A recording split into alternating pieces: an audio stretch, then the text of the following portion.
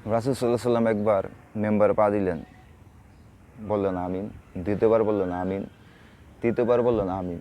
সাহাবা একরাম জিজ্ঞেস করলেন, ইয়া রাসূলাল্লাহ, তিনবার যে আমিন বললেন এর কারণ কি? ব্যাখ্যা আমাদের জানান।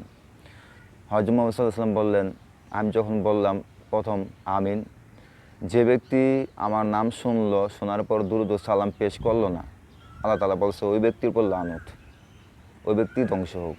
আমি বললাম আমিন।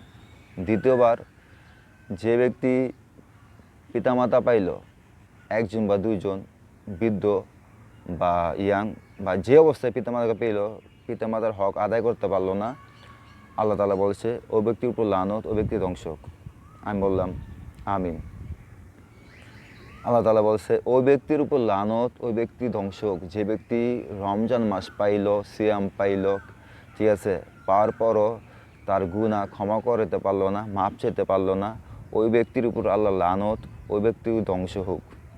হযরত মুহাম্মদ সাল্লাল্লাহু আলাইহি ওয়াসাল্লাম বললেন আমিন। এই ঘটনা শুনে সাহাবা একরাম বললেন, তার মানে যে আপনার নাম শোনার পর আমাদের দুরূদ ও সালাম পেশ করতে হবে। হ্যাঁ, নবী কারীম সাল্লাল্লাহু আলাইহি ওয়াসাল্লাম বলল যে হ্যাঁ ঠিক আছে।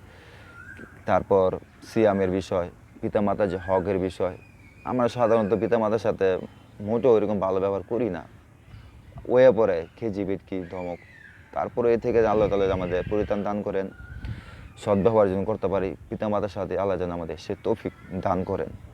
আর রমজান মাস হলো একটা ট্রেনিংয়ের মাস। এই রমজান মাসে হলো বাকি 11টা মাস যাতে আমরা চলতে পারি, একটা ব্যাকআপ শুরু। রমজান মাসে আমরা সিয়াম, তারাবি, কিয়ামুল লাইল, অনেক আমল আছে, অনেক নেকি আছে। এর নেকি কী পরিমাণ উল্লেখ নেই, অপরিসীম নেকি। মানে অন্য মাসের নেকি একটু লিপিবদ্ধ, মানে নির্দিষ্ট আছে। রমজান মাসে নেকি কী পরিমাণ অপরিসীম, আল্লাহ ভালো জানে, ঠিক আছে।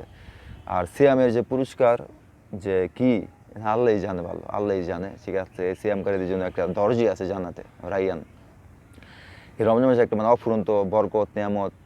এই জন্য এই মাসে যদি আমরা নিজেকে ক্ষমা করে না পারি আল্লাহর কাছে, তার মানে কি ওই ব্যক্তি ধ্বংস। যাই হোক, আল্লাহ তাআলা আমাদের এই আমলটুকু করার তৌফিক দান করেন। আমিন।